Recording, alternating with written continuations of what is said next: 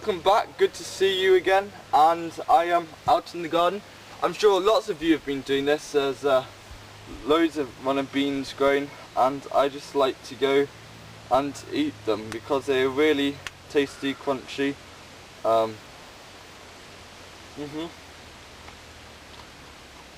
Really good, and it's nice to see also some purple beans. You may have seen this in another video maybe, but we also have purple beans here, and you can easily eat these as well. These are really tasty. I like to eat them raw and cook them. You can see a cheesy French bean recipe, and that's really tasty. But yeah, so I've been obviously doing lots of cooking videos, and some of you aren't so keen on cooking, and I don't mind that, that's absolutely fine. So I'm really excited to bring another gardening video back. 7 ways to maximise your garden harvest, and I'm just going to be showing loads of different ways, starting from the basics, moving on to more interesting things like intercropping, and I'll also have a bonus tip in the end, so stay tuned for that. And yeah, so let's get started then. My first tip, which is pretty obvious but not many people use, is to start early and end late. Now this is a solar tunnel. Not many people have it. It's sort of different, but it's very similar to polytunnels and greenhouses, but it uses a bit of both. Now the benefits of having these in clutches and tunnels and cold frames is that you can start growing earlier in the year, and then you can end later because you'll have more protection from the frost. So that's such a great thing. It's just something, even getting, basically cut a water bottle and place it over the top, stick a couple of holes in, that's going to do exactly the same thing, so you can save a few beetroot that way. But yeah, that's very simple.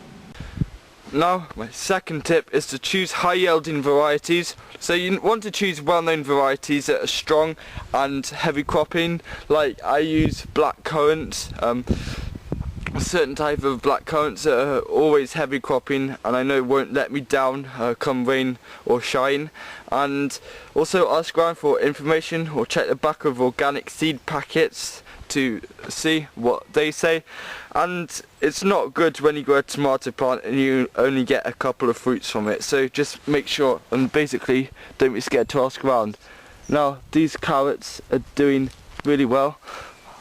Look at this, this is really good. Really proud of the carrots. There's a baby carrot, I accidentally pulled it out, but yeah, very high heavy cropping and yielding things carrots, because the beauty about these things is that they grow really close together, but such good root crops, and full of lots of vitamins and stuff.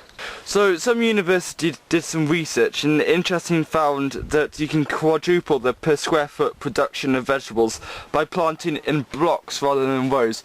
Now this obviously is a block because we're growing corn, and they basically self-pollinate themselves better if they grow in blocks rather than rows. But if you want to learn better about square foot gardening, get a book called The All New Square Foot Gardening to learn more, or watch some Growing Your Greens videos about it, where he's done like tomatoes, like growing 11 tomato plants in a square foot, and it's just really clever, all these ideas, but also really simple, so definitely check that out. As you can see, cucumbers and zucchinis are really vigorous growers. So what you can do is just to train them up a trellis or some sort of pyramid like this. And the really good thing about this is that they grow up, and then you'll save more space for growing root crop vegetables and ground covering vegetables, which is obviously going to save space, and you'll get more harvest out of it. Now companion planting is something new to me, but something I'm definitely going to take a stride forward to improve next year. Me and my dad will try using loads more different things of companion planting. Now it's basically, the idea of companion planting is that one plant helps another either by preventing a certain pest from entering, and also giving it nutrients or just helping the flavour. For example, some popular choices are growing lettuce in shades between taller plants like sweet corn and tomatoes, and vice versa. Cabbage, corn and horseradish all help potatoes grow better and improve the flavour of them when grown together. So that's a rough view of companion planting, and I will be doing more videos on it and how to use it successfully. And yeah, so stay tuned for that in the springtime.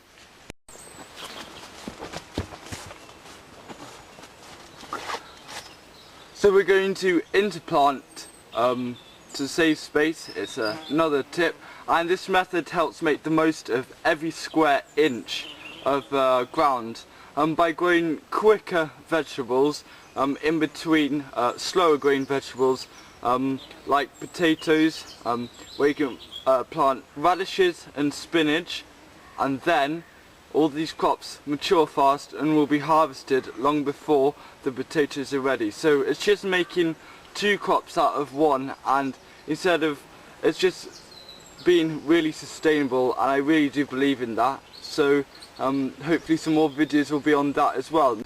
As you have seen before, I was picking these lovely runner beans, and pick at the peak. So aim to harvest them in the morning when the plants are basically full of nutrients and moisture. This will both help keep it healthier and also preserve them longer, and then preserve the flavour of greens, root crops and other vegetables by refrigerating them or just freeze them right away. So pick them in the morning before too much sun has got to them, and they sort of they dry up a bit more, not too much, they'll still be very healthy, but if you want that extra bit of like say vitamin C, like a tiny touch more, definitely harvest them in the morning. We've come to the end of the video, and I was searching on the internet and found this really good bonus tip, which is grow cut and come again crops. Some plants produce more the more you pick them, and chard is a good example of a vegetable that grows back every time you harvest it. And also, if cut high, broccoli, cabbage and bulb fennel will grow secondary heads. So I just found that, and I've used broccoli before, especially purple sprouting broccoli, because that's really tasty boiled with a bit of butter.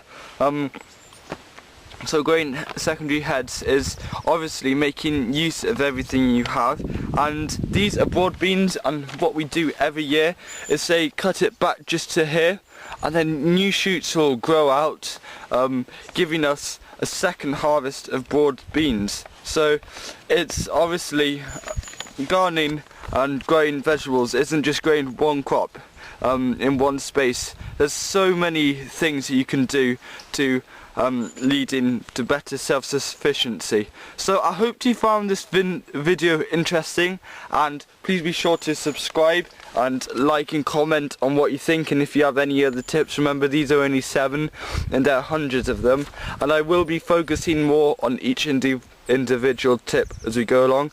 So yeah, thank you very much for watching, and as always, goodbye.